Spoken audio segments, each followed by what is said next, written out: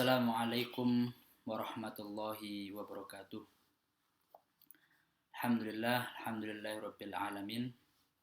Pada kesempatan kali ini saya akan menjelaskan pengantar pada perkuliahan metodologi studi Islam. Saya akan memberikan pengantar pada buku saya yang berjudul Studi Islam Kontemporer, Perspektif Insider dan Outsider.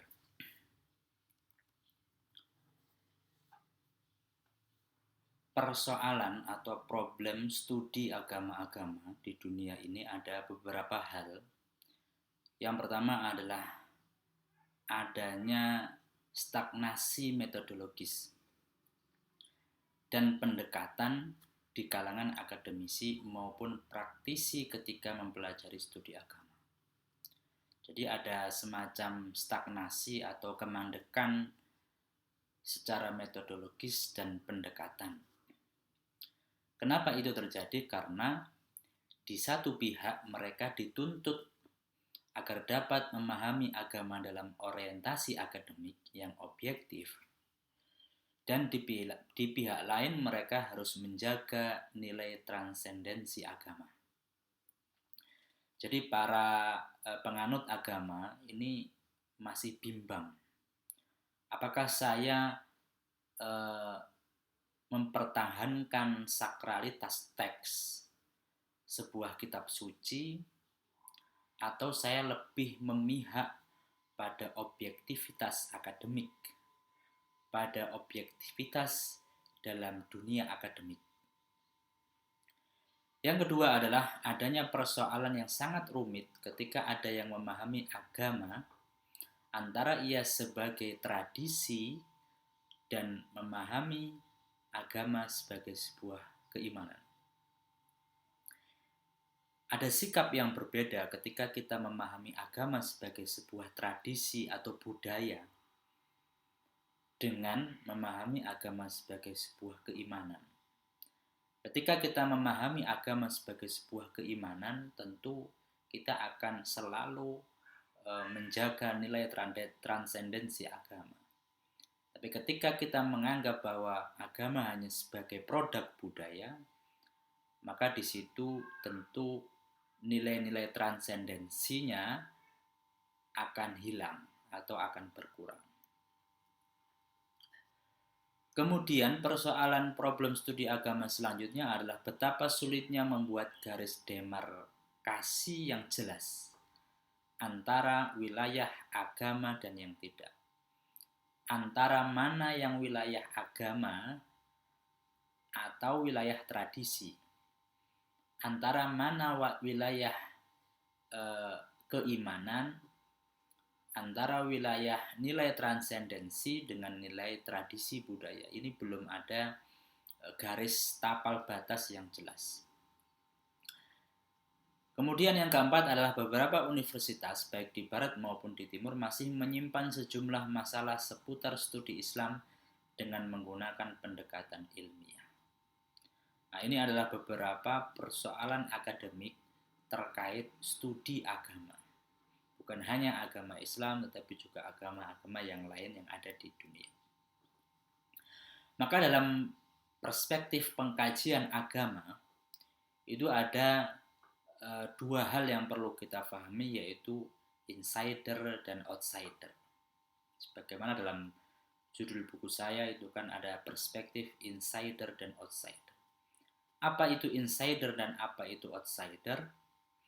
Insider adalah para pengkaji Islam dari kalangan Muslim. Artinya mereka beragama Islam, kemudian mengkaji Islam.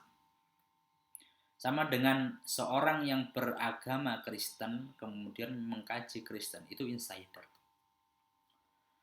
Anda orang Indonesia, kemudian mengkaji Indonesia, itu insider. Jadi insider ini adalah mengkaji dirinya sendiri.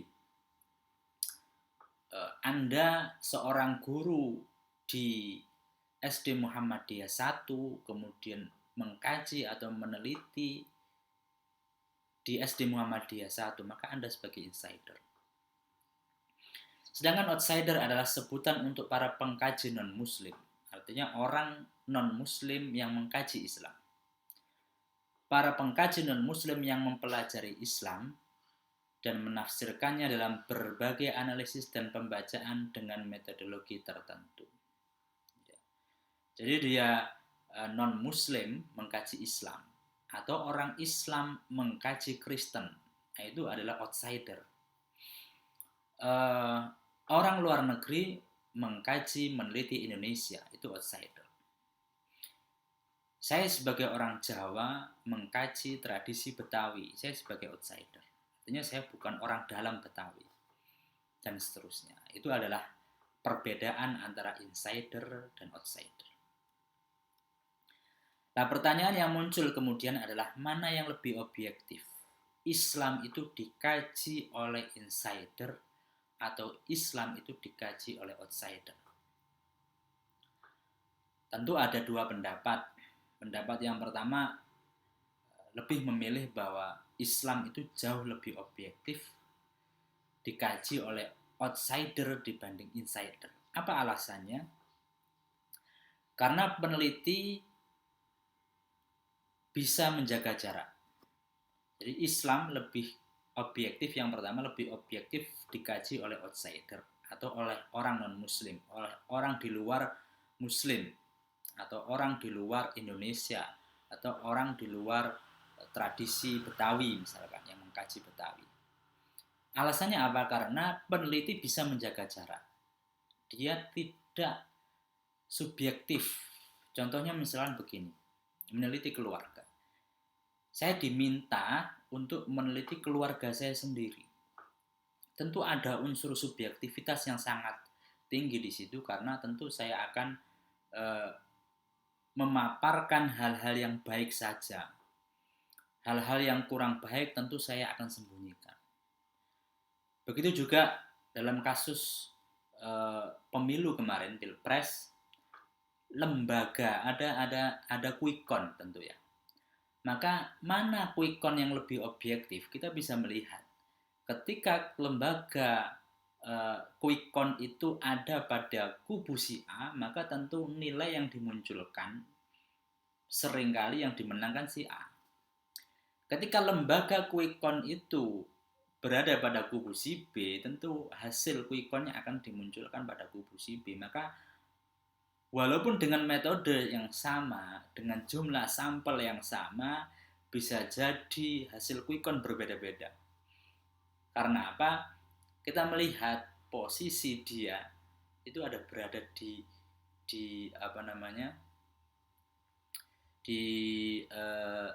pada posisi mana.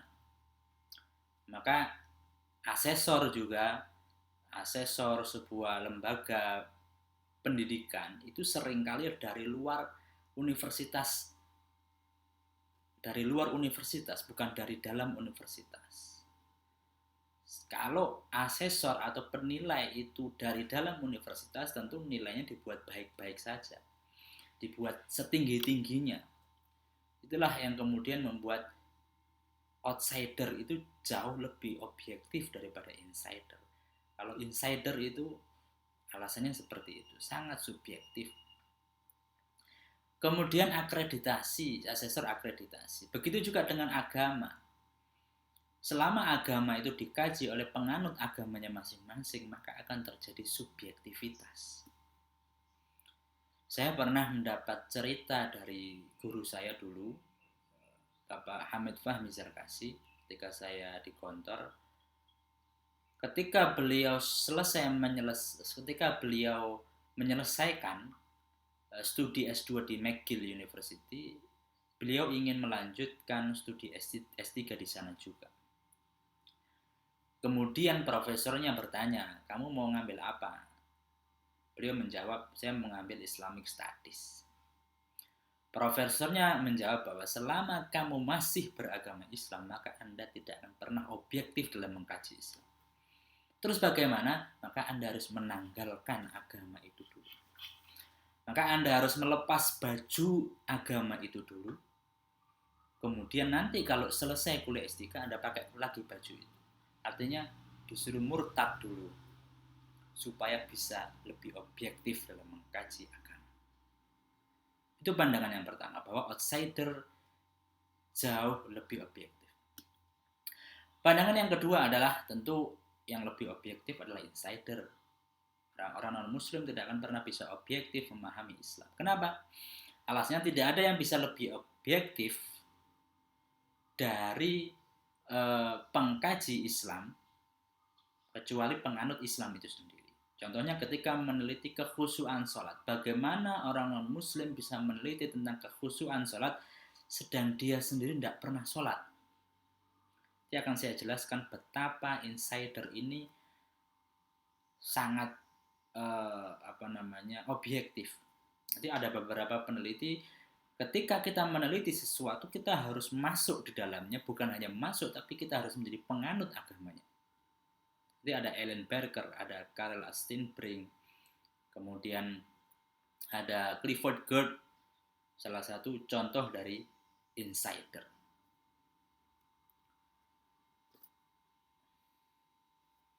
Nah, ini adalah peta konsep yang digagas oleh Kim Knott terkait dari pemetaan insider dan outsider. Yang pertama adalah insider. Insider ini dibagi menjadi dua, yaitu complete participant dengan participant as observer. Complete participant ini adalah partisipan murni. Misalkan saya sebagai seorang muslim, kemudian saya beragama Islam, menjadi seorang muslim, tapi saya tidak meneliti Islam. Ini complete participant. Dia hanya murni sebagai penganut agama Islam atau penganut sebuah agama Kristen, penganut sebuah sekte agama yang lain. Sedangkan participant as observer itu adalah penganut agama Islam yang dia juga sebagai peneliti. Dia orang Islam, orang Muslim, tapi meneliti Islam. Orang Kristen, tapi meneliti Kristen. Orang Jawa meneliti Jawa. Orang Indonesia meneliti Indonesia. Ini adalah participant as observer. Dia orang insider, tapi juga meneliti. Yang kedua adalah outsider. Outsider adalah orang yang di luar yang diteliti. Itu ada dua juga. Yang pertama adalah complete observer. Dia murni sebagai peneliti, betul-betul dari luar, tanpa dia masuk ke dalam, mungkin hanya meneliti dari aspek kajian-kajian pustaka. Sedangkan observer as participant, dia adalah peneliti, tapi dia menjadi partisipan di dalamnya. Ini nanti saya contohkan yang paling terkenal dan paling fenomenal adalah Clifford Geertz. Ketika dia meneliti The Religion of Java, dia tidak hanya meneliti budaya-budaya Jawa, tapi dia tinggal di Jawa itu selama beberapa bulan. Begitu juga Karl Astinbrink meneliti tentang pondok pesantren waktu itu di Gontor. Dia tidak hanya meneliti dari luar, tapi dia langsung terlibat aktif karena di situ ada aktivitas observasi. Dan seterusnya, nanti akan saya jelaskan pada slide selanjutnya. Maka di sini bagaimana posisi antara subjektivitas dan objektivitas menjadi sebuah tapal batas. Jadi begini, persoalan studi agama adalah persoalan objektivitas dan subjektivitas. Bagaimana agar agama yang kita kaji ini, kita mengkajinya tidak terlalu subjektif, juga tidak terlalu objektif. Ketika pengkajiannya terlalu subjektif, maka berdampak pada konservatif. Dan pengkajian yang terlalu objektif berdampak pada progresivisme. Maka di situ ada sebuah tapal batas, atau dalam istilah Kim Knott itu rapprochement, yaitu antara objektivitas dan subjektivitas, itu yang disebut dengan intersubjektif, menjaga jarak. Jangan sampai terlalu subjektif dan jangan sampai terlalu objektif. Intersubjektif. Thirdness. Firstness-nya adalah subjektif, kemudian pada secondness-nya objektif, dan pada thirdness-nya intersubjektif. Bagaimana agama yang selama ini dipahami secara subjektif bisa dikaji secara objektif, dan pada saat ini dikaji secara intersubjektif. Maka ada ilustrasinya seperti ini. Ilustrasi hubungan insider-outsider dalam perspektif Kim Knot itu ada. Insider itu diasumsikan sebuah pemahaman yang subjektif, dan outsider itu diasumsikan sebagai sebuah pemahaman yang objektif. Maka di sini tidak menggabungkan, meleburkan antara kedua ini, tapi membuat titik temu, tapal batas, margin of appreciation atau rapprochement, tidak berbaur tapi mencari jalan tengahnya.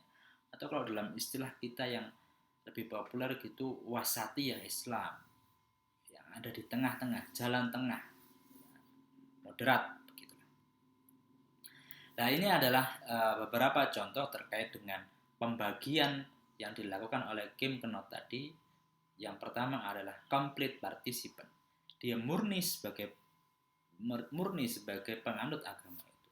Fatimah Mernissi sebagai gambaran sosok partisipan murni, terutama gagasannya ketika menulis Woman and Islam, an historical and theological inquiry tentang perempuan dalam Islam. Dia memposisikan sebagai penganut Islam itu sendiri. Yang kedua adalah participant as observer. Dia bukan hanya penganut agama Islam atau penganut agama tertentu, tapi dia juga meneliti. Pada saat mereka melakukan studi agama, maka yang dimunculkan adalah prinsip kunci penelitian ilmiah, sosial, objektivitas, netralitas, dan mutual konsultasi untuk membuka kebenaran hasil dari generalisasi. Maka di sini dia selain penganut agama, dia juga sebagai peneliti. Nah, ini yang menarik adalah observer as participant. Dia berada pada posisi di luar, atau ini posisi tadi ini outsider ya, observer as participant. Dia seorang non-muslim tapi meneliti Islam. Dia seorang Hindu, dia seorang Muslim meneliti Hindu, dia seorang orang luar Indonesia meneliti Indonesia. Salah satunya Ellen Barker tidak mau berpura-pura sebagai penganut salah satu sekte. Menurutnya dalam menyelidiki monis salah satu sekte dalam gereja, ia harus mengidentifikasi, membaur, dan masuk menjadi penganut monis. Jadi Ellen Barker ini adalah orang bukan penganut sekte monis, tapi dia ingin meneliti sekte monis. Apa yang dia lakukan? Dia tidak mau berada di luar sekte monis, tapi dia harus masuk ke dalamnya. Dia harus berbaur dan menjadi penganut monis. Jadi Anda kalau ingin meneliti Kristen, Anda harus masuk beragama Kristen dulu. Jika Anda ingin meneliti budaya Jawa, tinggal di Jawa.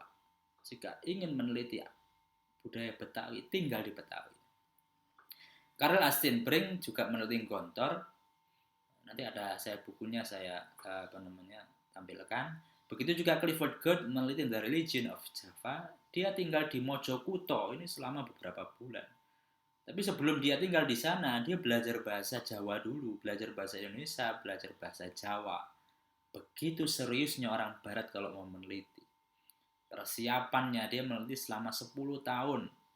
Ada banyak persiapan, belajar bahasa Jawa, belajar bahasa Indonesia, kemudian mempersiapkan literatur, baru kemudian masuk menjadi warga Mojokuto, tinggal di sana, hidup di sana. Semua tradisi-tradisi Jawa dia ikuti. Ini observer as participant. Misalkan Anda meneliti pemulung, Anda harus jadi pemulung dulu. Jadi betul-betul totalitas. Ini adalah salah satu contoh hasil penelitian Clifford Geertz, The Religion of Java, yang kemudian dia masuk The Seven Theories of Religion. Yang kemudian yang kedua adalah Karel Astin Brink, pesantren, madrasah, sekolah. Ini juga hasil-hasil penelitian yang menggunakan model observer as participant. Yang terakhir adalah complete observer, yaitu kita harus menjaga jarak. Seorang peneliti perlu mengusung jargon netralitas, imparsialitas, objektivitas, dan reduksionisme. Kita harus menjaga jarak. Kita tidak boleh terlalu dekat dengan objek yang kita teliti. Ini untuk menjaga objektivitas. Model yang terakhir.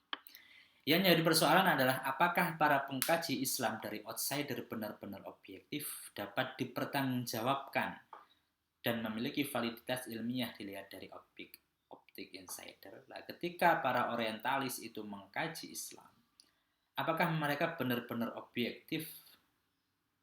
Apakah tidak ada sentimen tertentu, rasa ketidaksukaan itu juga mempengaruhi hasil objektivitas? Rauf menegaskan bahwa studi Islam dalam optik outsider sering bias. Ini salah satu tokoh yang tidak setuju dengan outsider. Dan dipenuhi oleh berbagai macam motif dan kepentingan. Nah, seringkali kalau kita mungkin sering mendengar orang-orang orientalis meneliti Islam itu karena proyek tertentu, karena motif tertentu, karena ada dana tertentu untuk menghancurkan Islam, kemudian mereka meneliti Islam. Tapi apakah semuanya juga begitu? Apakah semua orientalis itu ada kepentingan dan motifnya? Tentu ada kepentingan, tapi apakah kepentingannya selalu ingin mendiskreditkan Islam? Saya rasa banyak orientalis yang juga pemikirannya tidak mendiskreditkan Islam. Maka pada kesimpulan di sini saya akan mengutip sebuah ungkapan yang menarik juga. Dia dari ungkapan ini dia mendukung insider. No statement about religion is valid. Tidak ada satu statement pun terkait dengan agama itu yang benar unless it can be acknowledged by the religion's believer, kecuali dia diungkapkan oleh penganut agama itu sendiri. Wilfred Canswell Smith. Artinya apa? Dalam perspektif Wilfred Canswell Smith, kajian yang bisa valid itu adalah kajian yang berasal dari insider atau penganut agama itu. Sehebat-hebatnya outsider, insider ini jauh lebih berpengalaman, puluhan tahun menganut, walaupun outsider ini berlaku seperti observer as participant. Maka dalam buku ini saya memetakan beberapa pengkaji dari insider maupun outsider. Bagaimana Islam itu dikaji oleh Muslim dan bagaimana Islam itu dikaji oleh non-Muslim. Ini harapannya agar pemikiran kita terbuka, melihat Islam dari berbagai macam sudut pandang.